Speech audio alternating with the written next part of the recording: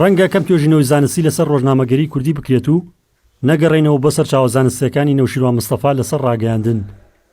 ئەمە وتەی مامۆسایەکی زانکۆی و دەڵێت جیاواز لەوەی نەوشیروان مستەفا خەباتجێڕ و سیاسەتمەدار و مێژوونووسێکی دەگمەن بووە، هاوکات جێپەنجەی لە بواری مێژووی ڕۆژنامەگەری کوردی بە تەواوی دیار بووە. کاک نەوشیروانێکێکە لەوانەی کە مێژووی ڕۆژنامەگەری کوردی نووسیوەتەوە، 5 بەرگی لە مێژووی ڕۆژنامەگەری کوردی نووسیوەتەوە، لێ ستایلێکی تایبەتی بەکارهێناوە لە نووسینەوەی مێژوەکەدا هاتووە بۆ نەشیکردنەوەی ناوەڕۆکی کردووە بۆ تارەکان، مەسەلەن سیاسەتی و ئامانجی گۆڤارەکانی خستۆتە ڕووکامە، شتێکی تازەیە لەم سەردەمەدا بە شێوەیەکی ئەکادمی نووسیوێتی. هەروە کاک نەوشیروان قەڵەمێکی دیاری نێو کایی ئەدەبی و ڕووناکبیری کوردە، یعنی ستایلێکی تایبەت بە نووسینی خۆی هەیە، وایە ینی نووسینێکی سادا بەس بە مانای قوڵ. بۆیە تا ئێستاش کتێبەکانی کاک نەوشیروان و بەردەوامیش یەکێکە لەو شاکارە ئەکادیمیانەی کە بۆ مێژووی ڕۆژنامەگەری کوردی سوودی لێوەرگیرە.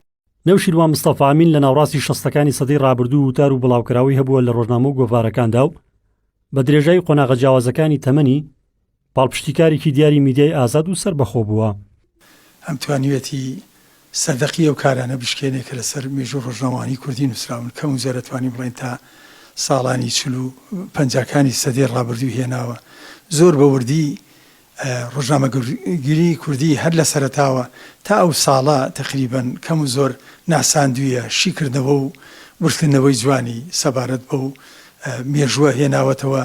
لە هەمان کاتە هەوڵی داوە بە شێویشی گشتی مێژووی ڕۆژنامەگەری کوردیدا بەشکا بەسەر چەند قوتابخانەیەکی ڕۆژنامەوانیە کە بە قوتابخانەی ڕۆژنامەوانی بەدرخانەکان و دواتر قوتابخانەی ڕۆژنامەوانی سلێمانی و موکریان و بەم شێوەی هێناوێتەوە. و قۆناغی دواییشی کە لە کوردستانی عێراق بەڕاستی قوتابخانەی ڕۆژنامەوانی کوردیە لە بەغا کە لە ساڵی 70 زیاتر دەست پێەکە.